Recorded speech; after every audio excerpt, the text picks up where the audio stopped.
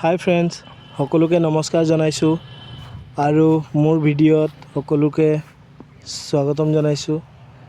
আমি আজি প্ৰথমবাৰৰ বাবে কলৰ খেতি কৰিব লৈছোঁ। জাহাজী কলৰ পুলি আনিছোঁ, এয়া আপোনালোকক দেখাইছোঁ। আৰু আজি আমি 50 জোপা পুলি ৰুম। গৰমো যথেষ্ট দিছে আৰু পুলিকেইটা যিহেতু অনা হ'ল, তো আমি গৈছোঁ এয়া পুলি ৰুবলৈ।